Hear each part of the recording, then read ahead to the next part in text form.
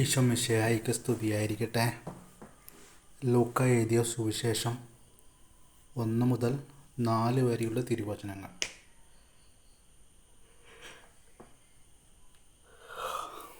നമ്മുടെ ഇടയിൽ നിറവേറിയ കാര്യങ്ങളുടെ വിവരണം എഴുതാൻ അനേകം പേർ പരിശ്രമിച്ചിട്ടുണ്ടല്ലോ. അതാകട്ടെ ആദ്യം മുതൽ തന്നെ വചനത്തിൻ്റെ ദൃക്സാക്ഷികളും ശുശ്രൂഷകന്മാരും ആയിരുന്നവർ നമുക്ക് ഏൽപ്പിച്ച് തന്നിട്ടുള്ളതനുസരിച്ചാണ്.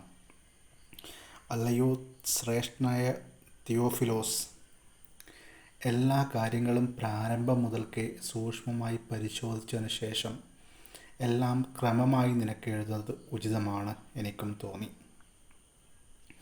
അത് നിന്നെ പഠിപ്പിച്ചിട്ടുള്ള വചനങ്ങളുടെ വിശ്വസ്തതയെക്കുറിച്ച് നിനക്ക് ബോധ്യം വരാനാണ്. സ്നാപയോഹന്നാൻ്റെ ജനനത്തെക്കുറിച്ച് അറിയിപ്പ്.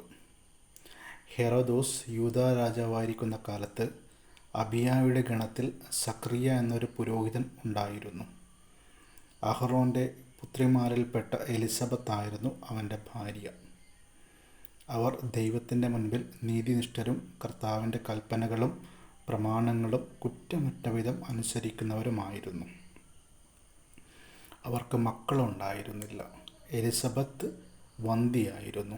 ഇരുവരും പ്രായം കവിഞ്ഞവരുമായിരുന്നു.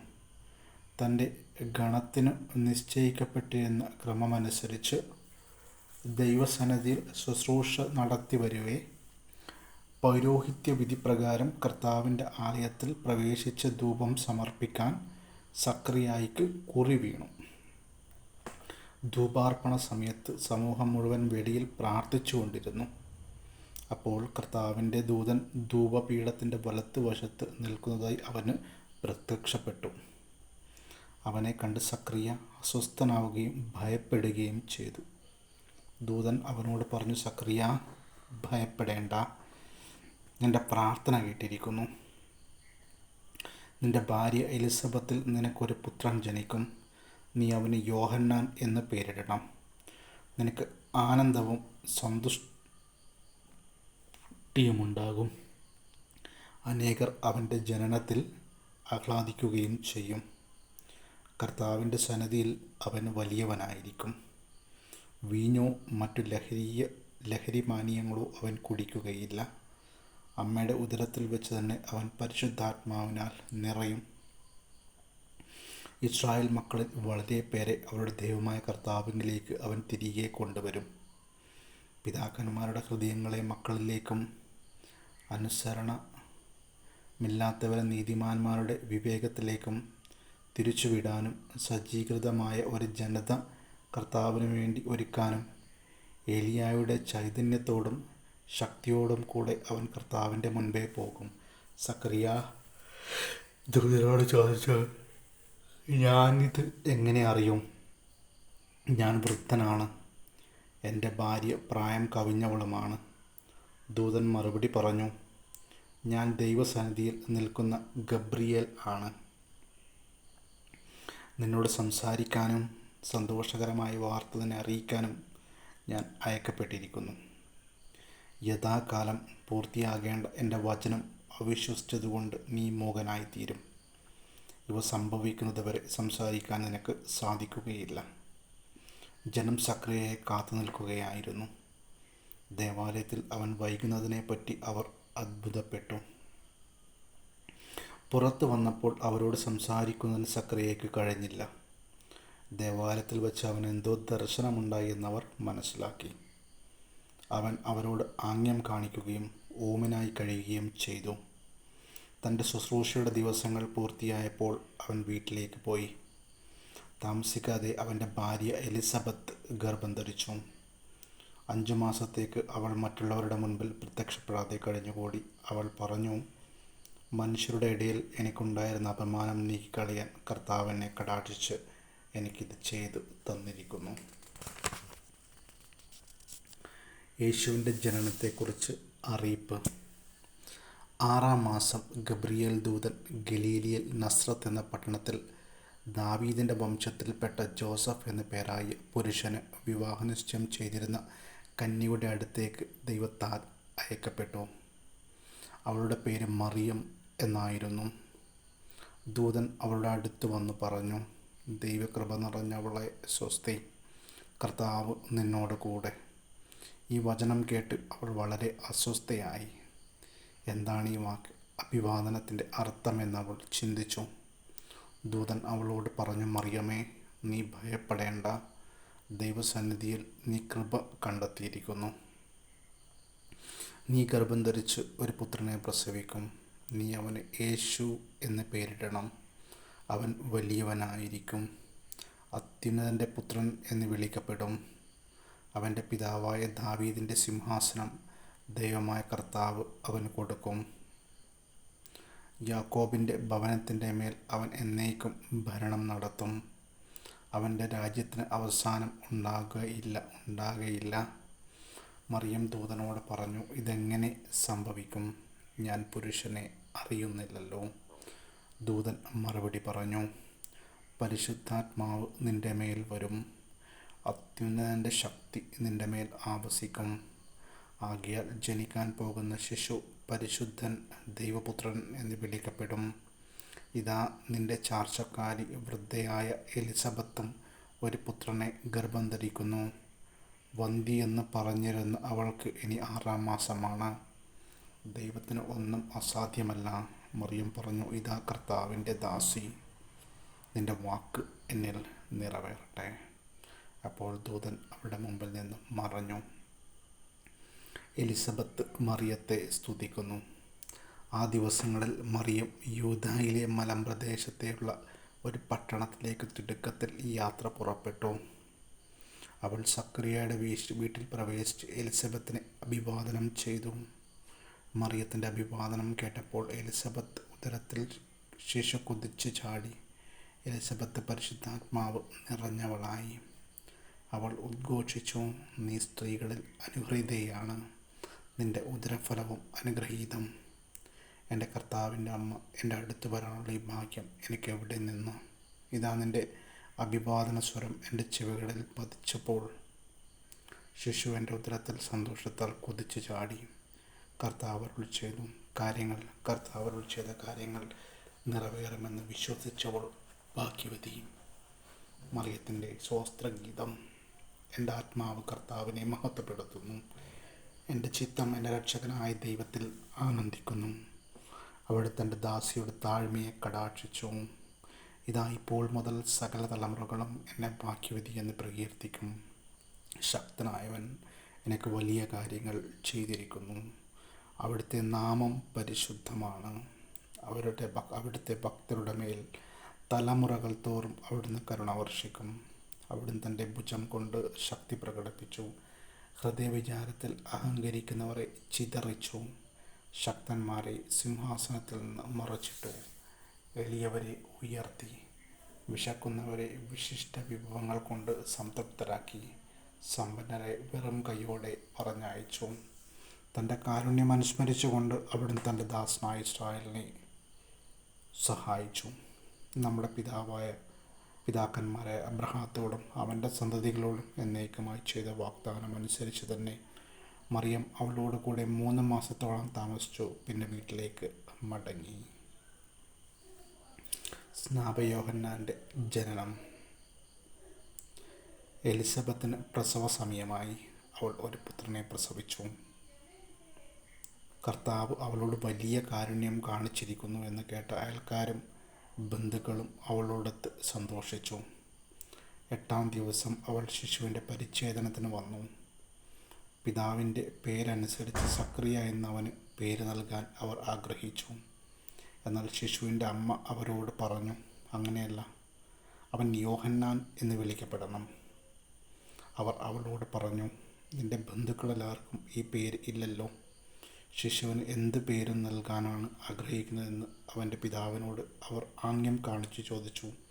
അവനൊരു എഴുത്ത് പലക വരുത്തി അതിലെഴുതി യോഹന്നാൻ എന്നാണ് അവൻ്റെ പേര്.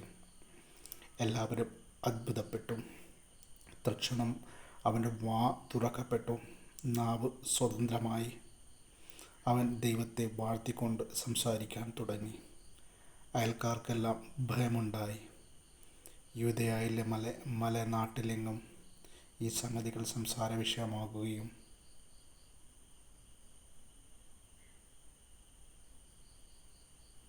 ചെയ്തു. കേട്ടവരെല്ലാം ഈ ശിശു ആരായിത്തീരുമെന്ന് ചിന്തിച്ചു തുടങ്ങി. കർത്താവിൻ്റെ കരം അവനോട് കൂടെ ഉണ്ടായിരുന്നു. സക്കറിയായുടെ പ്രവചനഗീതം. അവൻ്റെ പിതാവായ സക്കറിയ പരിശുദ്ധാത്മാവിനാൽ നിറഞ്ഞ് പ്രവചിച്ചു. ഇസ്രായേലിൻ്റെ ദൈവമായ കർത്താവ് വാഴ്ത്തപ്പെട്ടവൻ. അവിടുന്ന് തൻ്റെ ജനത്തെ സന്ദർശിച്ചു രക്ഷിച്ചു. തൻ്റെ ദാസനായ ദാവീദിൻ്റെ ഭവനത്തിൽ നമുക്ക് ശക്തനായ ഒരു രക്ഷകനെ ഉയർത്തി. ആദ്യമുതൽ തൻ്റെ വിശുദ്ധരായ പ്രവാചകന്മാരുടെ അധരങ്ങളിലൂടെ അവിടുന്ന് അരുൾ ചെയ്തതുപോലെ ശത്രുക്കളിൽ നിന്നും നമ്മെ വെറുക്കുന്നവരുടെ കൈകളിൽ നിന്നും നമ്മെ രക്ഷിക്കാനും നമ്മുടെ പിതാക്കന്മാരോട് വാഗ്ദാനം ചെയ്ത കാരുണ്യം നിവർത്തിക്കാനും നമ്മുടെ പിതാവായ അബ്രഹാത്തോട് ചെയ്ത അവിടുത്തെ വിശുദ്ധമായ ഉടമ്പടി അനുസ്മരിക്കാനും ശത്രുക്കളുടെ കൈകളിൽ നിന്ന് വിമോചിതരായി നിർഭയം പരിശുദ്ധിയിലും നീതിയിലും എപ്പോഴും അവിടുത്തെ മുൻപിൽ ശുശ്രൂഷ ചെയ്യാൻ വേണ്ട അനുഗ്രഹം നമുക്ക് നൽകാനുമായിട്ടാണ് ഇത്. നീയോ കുഞ്ഞെ അത്യുന്നതൻ്റെ പ്രവാചകൻ എന്ന് വിളിക്കപ്പെടും. കർത്താവിന് വഴിയൊരുക്കാൻ അവിടുന്ന് മുമ്പേ നീ പോകും. അത് അവിടുത്തെ ജനത്തിന് പാപമോചനം വഴിയുള്ള രക്ഷയെക്കുറിച്ച് അറിവ് കൊടുക്കും. നമ്മുടെ ദൈവത്തിൻ്റെ കാരുണ്യത്തിനകം കൊണ്ട് ഉയരത്തിൽ നിന്ന് ഉദയരശ്മി നമ്മെ സന്ദർശിക്കുമ്പോൾ ഇരുളിൽ മരണത്തിൻ്റെ നിഴലിലും ഇരിക്കുന്നവർക്ക് പ്രകാശം വീശാനും സമാധാനത്തിൻ്റെ മാർഗത്തിലേക്ക് നമ്മുടെ പാദങ്ങളെ നയിക്കാനും വേണ്ടിയാണ്. ശിശു വളർന്നു, ആത്മാവിനാൽ ശക്തിപ്പെട്ടു. ഇസ്രായേലിനെ വെളിപ്പെടുന്നതുവരെ അവൻ മരുഭൂമിയിലായിരുന്നു. യേശുവിൻ്റെ ജനനം. അക്കാലത്ത് ലോകമാസകലമുള്ള ജനങ്ങളുടെ പേര് എഴുതി ചേർക്കണം എന്ന് അഗസ്റ്റസ് സീസറിൽ നിന്ന് കൽപ്പന പുറപ്പെട്ടു. ക്വിരിനിയോസ് സിറിയയിൽ ദേശാധിപതിയായിരിക്കുമ്പോൾ ആദ്യത്തെ ഈ പേരെഴുത്ത് നടന്നു. പേരെഴുതിക്കാനായി ഓരോരുത്തരും താന്താങ്ങളുടെ നഗരത്തിലേക്ക് പോയി. ജോസഫ് ദാവീദിൻ്റെ കുടുംബത്തിലും വംശത്തിലും പെട്ടവനായിരുന്നതിനാൽ പേരെഴുതിക്കാനായി ഗലീലയിലെ പട്ടണമായ നസ്രത്തിൽ നിന്ന് യൂദായിൽ ദാവീദിൻ്റെ പട്ടണമായ ബത്ലഹേമിലേക്ക് ഗർഭിണിയായ ഭാര്യ മറിയത്തോടുകൂടെ പോയി. അവിടെയായിരിക്കുമ്പോൾ അവൾക്ക് പ്രസവ സമയമടുത്തു. അവൾ തൻ്റെ കടിഞ്ഞൂൽ പുത്രനെ പ്രസവിച്ചു. അവനെ പിള്ളക്കച്ച കൊണ്ട് പൊതിഞ്ഞ് പുൽത്തൊട്ടിയിൽ കിടത്തി. കാരണം സത്രത്തിൽ അവർക്ക് സ്ഥലം ലഭിച്ചില്ല. ആട്ടിടയന്മാർക്ക് ലഭിച്ച സന്ദേശം. ആ പ്രദേശത്തെ വയലുകളിൽ ആടുകളെ രാത്രി കാത്ത് കൊണ്ടിരിക്കുന്ന ഇടയന്മാർ ഉണ്ടായിരുന്നു. കർത്താവിൻ്റെ ദൂതൻ അവരുടെ അടുത്തെത്തി. കർത്താവിൻ്റെ മഹത്വം അവരുടെ മേൽ പ്രകാശിച്ചു. അവർ വളരെ ഭയപ്പെട്ടു. ദൂതൻ അവരോട് പറഞ്ഞു, ഭയപ്പെടേണ്ട, ഇതാ സകല ജനത്തിനും വേണ്ടിയുള്ള വലിയ സന്തോഷത്തിൻ്റെ സദ്വാർത്ത ഞാൻ നിങ്ങളെ അറിയിക്കുന്നു. ദാവീദിൻ്റെ പട്ടണത്തിൽ നിങ്ങൾക്കായി ഒരു രക്ഷകൻ, കർത്താവായ ക്രിസ്തു ഇന്ന് ജനിച്ചിരിക്കുന്നു. ഇതാ ഇരിക്കും നിങ്ങൾക്കടയാളം. പിള്ളക്കച്ചകൾ കൊണ്ട് പൊതിഞ്ഞ് പുൽത്തൊട്ടിയിൽ കിടത്തിയിരിക്കുന്ന ഒരു ശിശുവിനെ നിങ്ങൾ കാണും. പെട്ടെന്ന് സ്വർഗീയ സൈന്യത്തിൻ്റെ ഒരു വ്യൂഹം ആ ദൂതനോടുകൂടെ പ്രത്യക്ഷപ്പെട്ട് ദൈവത്തെ സ്തുതിച്ചുകൊണ്ട് പറഞ്ഞു, അത്യുന്നതങ്ങളിൽ ദൈവത്തിന് മഹത്വം, ഭൂമിയിൽ ദൈവകൃപ ലഭിച്ചവർക്ക് സമാധാനം. ദൂതന്മാർ അവരെ വിട്ട് സ്വർഗത്തിലേക്ക് പോയപ്പോൾ ആട്ടിടയന്മാർ പരസ്പരം പറഞ്ഞു, നമുക്ക് ബത്ലഹേം വരെ പോകാം. കർത്താവ് നമ്മെ അറിയിച്ച ഈ സംഭവം നമുക്ക് കാണാം. അവർ അതിവേഗം പോയി മറിയത്തെയും ജോസഫിനെയും പുൽത്തൊട്ടിയിൽ കിടക്കുന്ന ശിശുവിനെയും കണ്ടു. അനന്തരം ശിശുവിനെക്കുറിച്ച് തങ്ങളോട് പറയപ്പെട്ട കാര്യങ്ങൾ മറ്റുള്ളവരെ അവർ അറിയിച്ചു. അത് കേട്ടവരെല്ലാം ഇടയന്മാർ തങ്ങളോട് പറഞ്ഞ സംഗതികളെക്കുറിച്ച് അത്ഭുതപ്പെട്ടു. മറിയമാകട്ടെ ഇവയെല്ലാം ഹൃദയത്തിൽ സംഗ്രഹിച്ച് ഗാഢമായി ചിന്തിച്ചു കൊണ്ടിരുന്നു. തങ്ങളോട് പറയപ്പെട്ടതുപോലെ കാണുകയും കേൾക്കുകയും ചെയ്ത സകല കാര്യങ്ങളെയും കുറിച്ച് ദൈവത്തെ മഹത്വപ്പെടുത്തുകയും സ്തുതിക്കുകയും ചെയ്തുകൊണ്ട് ആ ഇടയന്മാർ തിരിച്ചുപോയി. പരിച്ഛേദന സമർപ്പണം. ശിശുവിൻ്റെ പരിച്ഛേദനത്തിലുള്ള 8-ാം ദിവസമായപ്പോൾ അവൻ ഗർഭത്തിൽ ഉരുവാകുന്നതിന് മുൻപ് ദൂതൻ നിർദ്ദേശിച്ചിരുന്ന യേശു എന്ന പേര് അവന് നൽകി. മോശയുടെ നിയമമനുസരിച്ച് ശുദ്ധീകരണത്തിനുള്ള ദിവസങ്ങൾ പൂർത്തിയായപ്പോൾ അവർ അവനെ കർത്താവിന് സമർപ്പിക്കാൻ ജെറുസലേമിലേക്ക് കൊണ്ടുപോയി. കടിഞ്ഞൂൽ പുത്രന്മാരൊക്കെയും കർത്താവിൻ്റെ പരിശുദ്ധൻ എന്ന് വിളിക്കപ്പെടണമെന്ന് ഒരു ജോഡി ചെങ്ങാലികളെയോ 2 പ്രാവിൻ കുഞ്ഞുങ്ങളെയോ ബലിയർപ്പിക്കണമെന്നും കർത്താവിൻ്റെ നിയമത്തിൽ പറഞ്ഞിരിക്കുന്നതനുസരിച്ചാണ് അവർ ഇങ്ങനെ ചെയ്തത്. ജെറുസലേമിൽ ശിമിയോൻ എന്നൊരുവൻ ജീവിച്ചിരുന്നു. അവൻ നീതിമാനും ദൈവഭക്തനും ഇസ്രായേലിൻ്റെ ആശ്വാസം പ്രതീക്ഷിച്ചിരുന്നവനും ആയിരുന്നു. പരിശുദ്ധാത്മാവ് അവൻ്റെ മേൽ ഉണ്ടായിരുന്നു. കർത്താവിൻ്റെ അഭിഷിക്തനെ കാണുന്നതുവരെ മരിക്കുകയില്ല എന്ന് പരിശുദ്ധാത്മാവ് അവന് വെളിപ്പെടുത്തിയിരുന്നു. പരിശുദ്ധാത്മാവിൻ്റെ പ്രേരണയാൽ അവൻ ദേവാലയത്തിലേക്ക് വന്നു. നിയമപ്രകാരമുള്ള അനുഷ്ഠാനങ്ങൾക്കായി ശിശുവായ യേശുവിനെ മാതാപിതാക്കന്മാർ ദേവാലയത്തിൽ കൊണ്ടുചെന്നു.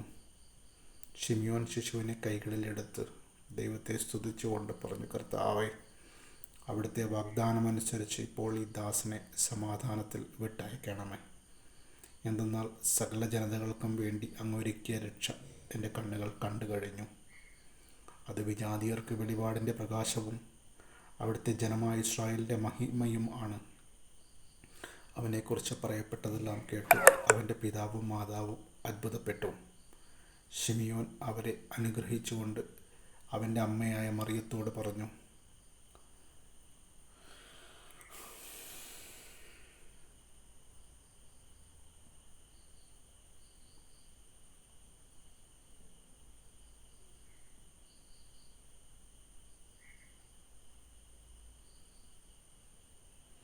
ഇവൻ ഇസ്രായേൽ പലരുടെയും വീഴ്ചയ്ക്കും ഉയർച്ചയ്ക്കും കാരണമാകും.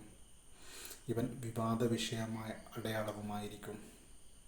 ഇങ്ങനെ അനേകരുടെ ഹൃദയവിചാരങ്ങൾ വെളിപ്പെടും. നിന്റെ ഹൃദയത്തിലൂടെ ഒരു വാൾ തുളച്ചു കയറുകയും ചെയ്യും. ഫനുവേലിൻ്റെ പുത്രിയും അശൂർ വംശജയുമായ അന്ന എന്നൊരു പ്രവാചികയും അവിടെ ഉണ്ടായിരുന്നു. ഇവൾ കന്യകാപ്രായം മുതൽ 7 വർഷം ഭർത്താവിനോടൊത്ത് ജീവിച്ചു. 84 വയസ്സായവ ഈ വിധവ ദേവാലയം വിട്ടു പോകാതെ രാപ്പകൽ ദൈവത്തെ സ്തുതിച്ചുകൊണ്ട് ഉപവാസത്തിലും പ്രാർത്ഥനയിലും കഴിയുകയായിരുന്നു. അവൾ അപ്പോൾ തന്നെ മുമ്പോട്ട് വന്ന് ദൈവത്തെ സ്തുതിക്കുകയും ജെറുസലേമിൽ രക്ഷ പ്രതീക്ഷിച്ചുകൊണ്ടിരുന്ന എല്ലാവരോടും ശിശുവിനെക്കുറിച്ച് സംസാരിക്കുകയും ചെയ്തു. കർത്താവിൻ്റെ നിയമപ്രകാരം എല്ലാം നിവർത്തിച്ച ശേഷം അവൾ സ്വനഗരമായ ഗലീലയിലെ നസറത്തിലേക്ക് മടങ്ങി. ശിശു വളർന്നു, ജ്ഞാനം നിറഞ്ഞു, ശക്തനായി. ദൈവത്തിൻ്റെ കൃപ അവൻ്റെ മേൽ ഉണ്ടായിരുന്നു. ബാലനായ യേശു ദേവാലയത്തിൽ. യേശുവിൻ്റെ മാതാപിതാക്കന്മാർ ആണ്ടുതോറും പെസഹാ തിരുനാളിന് ജെറുസലേമിൽ പോയിരുന്നു. അവന് 12 വയസ്സായപ്പോൾ പതിവനുസരിച്ച് അവർ തിരുനാളിന് പോയി. തിരുനാൾ കഴിഞ്ഞവർ മടങ്ങിപ്പോന്നു. എന്നാൽ ബാലനായ യേശു ജെറുസലേമിൽ തങ്ങി. മാതാപിതാക്കന്മാർ അതറിഞ്ഞില്ല. അവൻ യാത്രാസംഘത്തിൻ്റെ കൂടെ കാണുമെന്ന് വിചാരിച്ച് അവർ ഒരു ദിവസത്തെ വഴി പിന്നിട്ടു. ബന്ധുക്കളുടെയും പരിചാരകരുടെയും ഇടയിൽ അന്വേഷിച്ചിട്ട് കാണായികയാൽ യേശുവിനെ തിരക്കി അവർ ജെറുസലേമിലേക്ക് തിരിച്ചുപോയി. 3 ദിവസങ്ങൾക്ക് ശേഷം അവർ അവനെ ദേവാലയത്തിൽ കണ്ടെത്തി. അവൻ ഉപാധ്യന്മാരുടെയും ഇടയിലിരുന്ന് അവർ പറയുന്നത് കേൾക്കുകയും അവരോട് ചോദ്യങ്ങൾ ചോദിക്കുകയും ചെയ്യുകയായിരുന്നു. കേട്ടവരെല്ലാം അവൻ്റെ ബുദ്ധിശക്തിയിലും മറുപടികളിലും അത്ഭുതപ്പെട്ടു. അവനെ കണ്ടപ്പോൾ പിതാക്കൾ വിസ്മയിച്ചു. അവൻ്റെ അമ്മ അവനോട് പറഞ്ഞു, മകനെ, നീ ഞങ്ങളോട് ഇങ്ങനെ ചെയ്തത് എന്ത്? നിന്റെ പിതാവും ഞാനും ഉത്കണ്ഠയോടെ നിന്നെ അന്വേഷിക്കുകയായിരുന്നു. അവൻ അവരോട് ചോദിച്ചു, നിങ്ങൾ എന്താണ് അന്വേഷിച്ചത്? ഞാൻ എൻ്റെ പിതാവിൻ്റെ കാര്യങ്ങൾ വ്യാപൃതനായിരിക്കണമെന്ന് നിങ്ങൾ അറിയുന്നില്ലേ? അവൻ തങ്ങളോട് പറഞ്ഞതെന്തെന്ന് അവർ ഗ്രഹിച്ചില്ല. പിന്നെ അവൻ അവരോടൊപ്പം പുറപ്പെട്ട് നസ്രത്തിൽ വന്ന് അവർക്ക് വിധേയനായി ജീവിച്ചു. അവൻ്റെ അമ്മ ഇക്കാര്യങ്ങളെല്ലാം ഹൃദയത്തിൽ സംഗ്രഹിച്ചു. യേശു ജ്ഞാനത്തിലും പ്രായത്തിലും ദൈവത്തിൻ്റെ മനുഷ്യരുടെയും പ്രീതിയിലും വളർന്നു വന്നു. സ്നാപകയോഹന്നാൻ്റെ പ്രഭാഷണം. തിബേരിയോസ് സീസറിൻ്റെ 15-ാം ഭരണവർഷം പൊന്തിയോസ് പിലാത്തോസ് യൂദയായുടെ ദേശാധിപതിയും ഹെറോദോസ് ഗലീലിയുടെ അവൻ്റെ സഹോദരൻ ഫിലിപ്പോസ് ഇതൂറിയ ത്രക്കോണിത്തീസ് പ്രദേശങ്ങളുടെ ലിസാനിയോസ് അബിലേനയോടെയും ഭരണാധിപന്മാരും അന്നാസും കയ്യഫാസും പ്രധാന പുരോഹിതന്മാരും ആയിരിക്കെ സക്രിയായുടെ പുത്രനായ യോഹന്നാന് മരുഭൂമിയിൽ വച്ച് ദൈവത്തിൻ്റെ അരുളപ്പാടുണ്ടായി. അവൻ പാപമോചനത്തിനുള്ള മാനസാന്തരത്തിൻ്റെ ജ്ഞാനസ്നാനം പ്രസംഗിച്ചുകൊണ്ട് ജോർദാൻ്റെ സമീപ പ്രദേശങ്ങളിലേക്ക് വന്നു. യെശയ്യാ പ്രവാചകന്റെ പുസ്തകത്തിൽ എഴുതപ്പെട്ടിരിക്കുന്നത് പോലെ മരുഭൂമിയിൽ വിളിച്ചു പറയുന്നവൻ്റെ ശബ്ദം, കർത്താവിൻ്റെ വഴിയൊരുക്കുവിൻ, അവൻ്റെ പാത നേരെയാക്കുവിൻ. താഴ്വരകൾ നികത്തപ്പെടും, കുന്നും മലയും നിരത്തപ്പെടും, വളഞ്ഞ വഴി നേരെയാക്കപ്പെടും, പരിപരുത്തവ മൃദുവാക്കപ്പെടും. സകല മനുഷ്യരും ദൈവത്തിൻ്റെ രക്ഷ കാണുകയും ചെയ്യും. ജ്ഞാനസ്നാനം സ്വീകരിക്കാൻ തൻ്റെ അടുത്തേക്ക് വന്നിരുന്ന ജനക്കൂട്ടങ്ങളോട് അവൻ ചോദിച്ചു, അണലി സന്തതികളെ, ആസന്നമായ ക്രോധത്തിൽ നിന്ന് ഓടിയകലാൻ നിങ്ങൾക്ക് മുന്നറിയിപ്പ് നൽകിയത് ആരാണ്? മാനസാന്തരത്തിന് യോജിച്ച ഫലങ്ങൾ പുറപ്പെടുവിക്കുവിൻ. തങ്ങൾക്ക് പിതാവായി അബ്രഹാമുണ്ട് എന്ന് പറഞ്ഞ് നിങ്ങൾ അഭിമാനിക്കേണ്ട. കാരണം ഈ കല്ലുകളിൽ നിന്ന് അബ്രഹാത്തിൻ്റെ സന്താനങ്ങളെ പുറപ്പെടുവിക്കുവാൻ ദൈവത്തിന് കഴിയുമെന്ന് ഞാൻ നിങ്ങളോട് പറയുന്നു. വൃക്ഷങ്ങളുടെ വേരിന് കോടാലി വയ്ക്കപ്പെട്ട് കഴിഞ്ഞു. നല്ല ഫലം നൽകാത്ത വൃക്ഷങ്ങളെല്ലാം വെട്ടി തീയിൽ എറിയപ്പെടും. ജനക്കൂട്ടം അവനോട് ചോദിച്ചു, ഞങ്ങൾ എന്ത് ചെയ്യേണ്ടത്? അവൻ പറഞ്ഞു, 2 ഉടുപ്പുള്ളവൻ ഒന്നില്ലാത്തവന് കൊടുക്കട്ടെ, ഭക്ഷണം ഉള്ളവനും അങ്ങനെ ചെയ്യട്ടെ. ചുങ്കക്കാരും സ്നാനം സ്വീകരിക്കാൻ വന്നു. അവരും അവനോട് ചോദിച്ചു, ഗുരു, ഞങ്ങൾ എന്തു ചെയ്യണം? അവൻ പറഞ്ഞു, നിങ്ങളോട് ആജ്ഞാപിച്ചിട്ടുള്ളതിൽ കൂടുതൽ ഈടാക്കരുത്. പടയാളികളും അവനോട് ചോദിച്ചു, ഞങ്ങൾ എന്തു ചെയ്യണം? അവൻ അവരോട് പറഞ്ഞു, നിങ്ങൾ ആരെയും ഭീഷണിപ്പെടുത്തരുത്, വ്യാജമായ കുറ്റാരോപണവും അരുത്, വേതനം കൊണ്ട് തൃപ്തിപ്പെടണം. പ്രതീക്ഷയോടെ ഇരുന്ന ജനമെല്ലാം ഇവൻ തന്നെയോ ക്രിസ്തു എന്ന് യോഹന്നാനെ പറ്റി ചിന്തിച്ചു തുടങ്ങി. യോഹന്നാൻ അവരോട് പറഞ്ഞു, ഞാൻ ജലം കൊണ്ട് സ്നാനം നൽകുന്നു, എന്നാൽ എന്നേക്കാൾ ശക്തനായ ഒരുവൻ വരുന്നു. അവൻ്റെ ചെരുപ്പിൻ്റെ കെട്ടഴിക്കാൻ പോലും ഞാൻ യോഗ്യനല്ല. അവൻ പരിശുദ്ധാത്മാവിനാലും അഗ്നിയാലും നിങ്ങൾക്ക് സ്നാനം നൽകും. വിഷമുറും അവൻ്റെ കയ്യിലുണ്ട്. അവൻ കളം വെടുപ്പാക്കി ഗോതമ്പറപ്പുരയിൽ ശേഖരിക്കുകയും പതറിക്കെടാത്ത തീയിൽ ദഹിപ്പിക്കുകയും ചെയ്യും. ഇതുപോലെ മറ്റ് പല ഉദ്ബോധനങ്ങളിലൂടെയും അവൻ ജനങ്ങളെ സദ്വാർത്ത അറിയിച്ചു. യോഹന്നാൻ ഹെറോദോസ് രാജാവിനെ അവൻ്റെ സഹോദര ഭാര്യയായ ഹെറോദിയ നിമിത്തവും അവൻ ചെയ്തിരുന്ന മറ്റെല്ലാ ദുഷ്കൃത്യങ്ങളുടെ പേരിലും കഠിനമായി കുറ്റപ്പെടുത്തിയിരുന്നു. തത്ഫലമായി ഹെറോദോസ് യോഹന്നാനെ കാരാഗൃഹത്തിലടച്ചു. അങ്ങനെ അവൻ തൻ്റെ തിന്മകളുടെ എണ്ണം ഒന്നുകൂടി വർദ്ധിപ്പിച്ചു. യേശുവിൻ്റെ ജ്ഞാനസ്നാനം. ജനം സ്നാനം സ്വീകരിച്ചുകൊണ്ടിരിക്കുമ്പോൾ യേശുവും വന്ന് സ്നാനമേറ്റു. അവൻ പ്രാർത്ഥിച്ചുകൊണ്ടിരുന്നപ്പോൾ സ്വർഗം തുറക്കപ്പെട്ടു. പരിശുദ്ധാത്മാവ് പ്രാവിൻ്റെ രൂപത്തിൽ അവൻ്റെ മേൽ ഇറങ്ങി വന്നു. സ്വർഗത്തിൽ നിന്ന് ഒരു സ്വരവുമുണ്ടായി, നീ എൻ്റെ പ്രിയപുത്രൻ, നിന്നിൽ ഞാൻ പ്രസാദിച്ചിരിക്കുന്നു. യേശുവിൻ്റെ വംശാവലി. പരിശുദ്ധ ജീവിതം ആരംഭിക്കുമ്പോൾ യേശുവിന് ഏകദേശം 30 വയസ്സായിരുന്നു. 30 വയസ്സ് പ്രായമായിരുന്നു. അവൻ ജോസഫിൻ്റെ മകനാണെന്ന് കരുതപ്പെട്ടിരുന്നു. ജോസഫ് ഹെലിയുടെ പുത്രനായിരുന്നു. ഹെലി മത്താത്തിൻ്റെയും, മത്താത്ത് ലേവിയുടെയും, ലേവി മെൽക്കിയുടെയും, മെൽക്കി യാനിയുടെയും, യാനി ജോസഫിൻ്റെയും പുത്രൻ. ജോസഫ് മത്താത്തിയായുടെയും, മത്താത്തിയ ആമോസിൻ്റെയും, ആമോസ് നാമുവിൻ്റെയും, നാമു ഹെസ്ലിയുടെയും, ഹെസ്ലി നഗ്ഗായിയുടെയും പുത്രൻ. നഗ്ഗായി മാത്തിൻ്റെയും, മാത്ത് മത്താത്തിയായുടെയും, മത്താത്തിയ സെമയിൻ്റെയും, സെമയിൻ യോസേക്കിൻ്റെയും, യോസേക്ക് യോദായുടെയും പുത്രൻ. യോദ യോഹന്നാൻ്റെയും, യോഹന്നാൻ റോസായുടെയും, റോസ സെറുബാബേലിൻ്റെയും, സെറുബാബേൽ സലാത്തിയേലിൻ്റെയും, സലാത്തിയേൽ നേരിയുടെയും പുത്രൻ. നേരി മെൽക്കിയുടെയും, മെൽക്കി അബിയൂയുടെയും, അബ്ദി കേസാമിൻ്റെയും, കേസാം എൽമാദാമിൻ്റെയും, എൽമാദാം ഏറിൻ്റെയും പുത്രൻ. ഏർ ജോഷുവയുടെയും, ജോഷ എലിയേസറിൻ്റെയും, എലിയേസർ യോറിമിൻ്റെയും, യോറിം മത്താത്തിൻ്റെയും, മത്താത്ത് ലേവിയുടെയും പുത്രൻ. ലേവി ശിമിയോൻ്റെയും, ശിമിയോൻ യൂദായുടെയും, യൂദ ജോസഫിൻ്റെയും, ജോസഫ് യോനാമിൻ്റെയും, യോനാം എലിയാക്കിമിൻ്റെയും പുത്രൻ.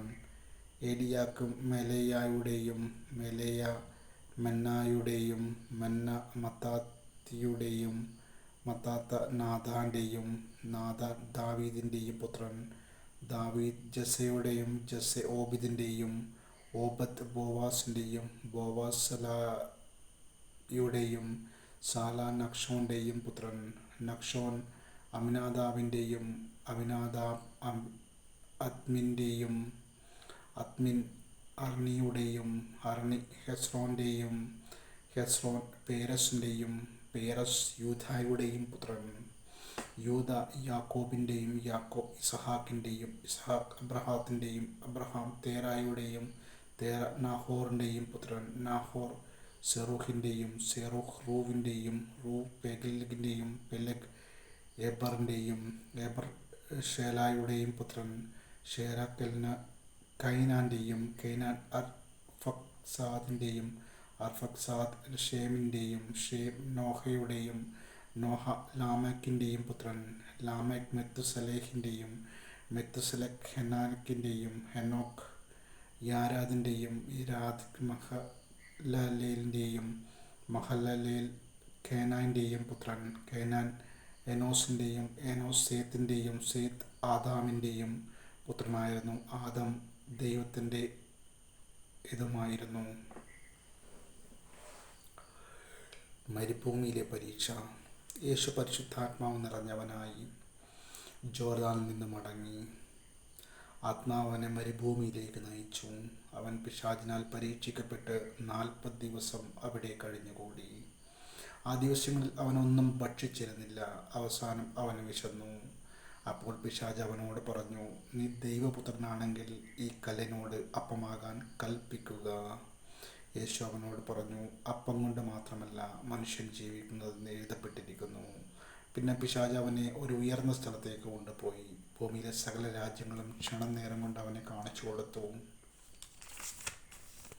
പിശാച് അവനോട് പറഞ്ഞു, ഇവയുടെ മേൽ എല്ലാ അധികാരവും മഹത്വവും നിനക്ക് ഞാൻ തരാം. ഇതെല്ലാം എനിക്ക് നൽകപ്പെട്ടിരിക്കുന്നു. എനിക്ക് ഇഷ്ടമുള്ളവർക്ക് ഞാൻ ഇത് കൊടുക്കുന്നു. നീ എന്നെ ആരാധിച്ചാൽ ഇവയെല്ലാം നിൻ്റേതാകും.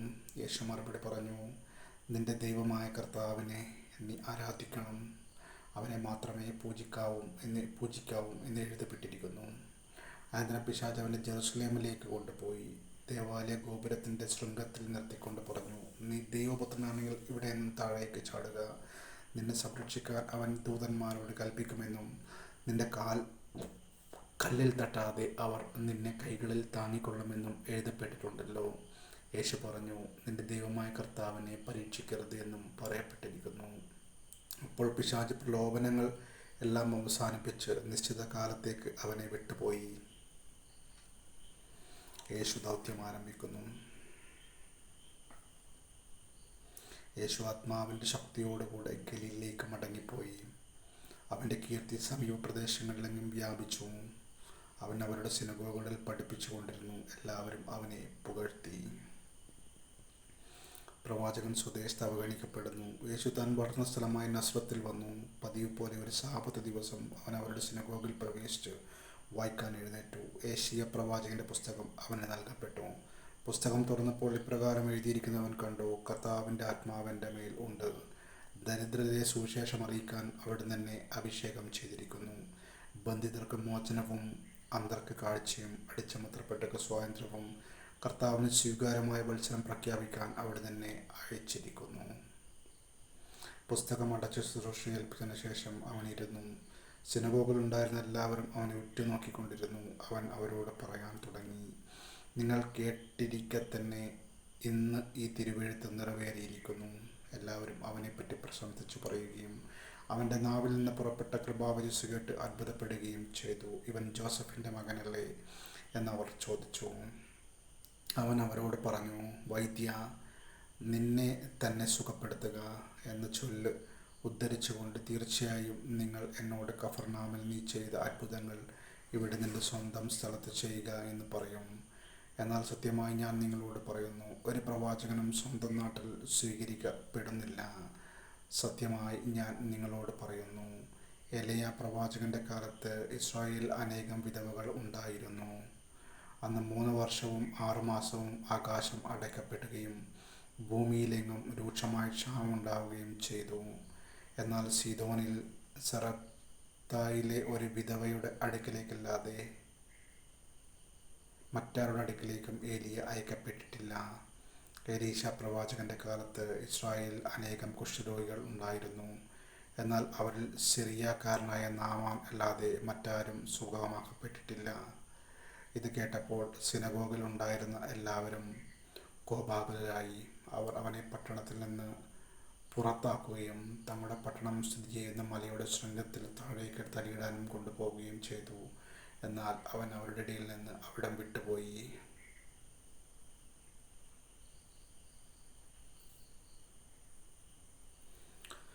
പിശാച് ബാലനെ സുഖപ്പെടുത്തുന്നു. പിന്നെ അവർ ഗലീലയുടെ പട്ടണമായ കഫർനാമിലെത്തി. സാബത്തിൽ അവരെ പഠിപ്പിച്ചുകൊണ്ടിരുന്നു. അവൻ്റെ പ്രബോധനത്തിൽ അവർ വിസ്മയഭരിതരായി, കാരണം അധികാരത്തോട് കൂടിയതായിരുന്നു അവൻ്റെ വചനം. അവിടെ സിനഗോഗിൽ അശുദ്ധാത്മാവ് ബാധിച്ചൊരുവനുണ്ടായിരുന്നു. അവൻ ഉറക്കെ നിലവിളിച്ചു പറഞ്ഞു, നസ്രായനായ യേശുവേ, നീ എന്തിന് ഞങ്ങളുടെ കാര്യത്തിൽ ഇടപെടുന്നു? ഞങ്ങളെ നശിപ്പിക്കാനാണോ നീ വന്നിരിക്കുന്നത്? നീ ആരാണെന്ന് എനിക്കറിയാം, ദൈവത്തിൻ്റെ പരിശുദ്ധൻ. യേശു അവനെ ശാസിച്ചു പറഞ്ഞു, മിണ്ടരുത്, അവനെ വിട്ടുപോകൂ. ആ പിശാച് ഉപദ്രവമൊന്നും വരുത്താതെ എല്ലാവരുടെയും നടുവിലേക്ക് അവനെ തള്ളിയിട്ടതിന് ശേഷം അവനെ വിട്ടുപോയി. എല്ലാവരും അത്ഭുതപ്പെട്ട് പരസ്പരം പറഞ്ഞു, എന്തൊരു വചനമാണിത്! ഇവൻ അധികാരത്തോടും ശക്തിയോടും കൂടെ അശുദ്ധാത്മാക്കളോട് കൽപ്പിക്കുകയും അവ വിട്ടുപോവുകയും ചെയ്യുന്നുവല്ലോ. അവൻ്റെ കീർത്തി സമീപ പ്രദേശങ്ങളിലും വ്യാപിച്ചു. അവൻ സിനഗോഗിൽ നിന്ന് എഴുന്നേറ്റ് ശിമിയോൻ്റെ വീട്ടിലേക്ക് പോയി. ശിമിയോൻ്റെ അമ്മായിയമ്മ കലശലായ പനി ബാധിച്ച് കിടപ്പായിരുന്നു. ആളുകൾ അവൾക്ക് വേണ്ടി അവനോട് സഹായം അപേക്ഷിച്ചു. അവൻ അവളുടെ അടുത്തെത്തി പനിയെ ശാസിച്ചു. അതവളെ വിട്ടുമാറി. ഉടൻ അവൾ എഴുന്നേറ്റ് അവരെ ശുശ്രൂഷിച്ചു. വൈകുന്നേരമായപ്പോൾ വിവിധ രോഗങ്ങളാൽ കഷ്ടപ്പെടുന്നവരെയെല്ലാം അവർ അവൻ്റെ അടുത്ത് കൊണ്ടുവന്നു. ഓരോരുത്തരുടെയും മേൽ കൈവച്ച് അവൻ അവരെ സുഖപ്പെടുത്തി. നീ ദൈവപുത്രനാണ് എന്ന് ഉറക്കെ വിളിച്ചു പറഞ്ഞുകൊണ്ട് അനേകരിൽ നിന്ന് പിശാചുക്കൾ വിട്ടുപോയി. അവൻ അവയെ ശാസിച്ചു. താൻ ക്രിസ്തുവാണെന്ന് അവയ്ക്ക് അറിയാമായിരുന്നതുകൊണ്ട് അവൻ അവയെ സംസാരിക്കാൻ അനുവദിച്ചില്ല. പ്രഭാതമായപ്പോൾ അവരൊരു വിജനസ്ഥലത്തേക്ക് പോയി. ജനക്കൂട്ടം അവനെ അന്വേഷിച്ച് ചെന്നു.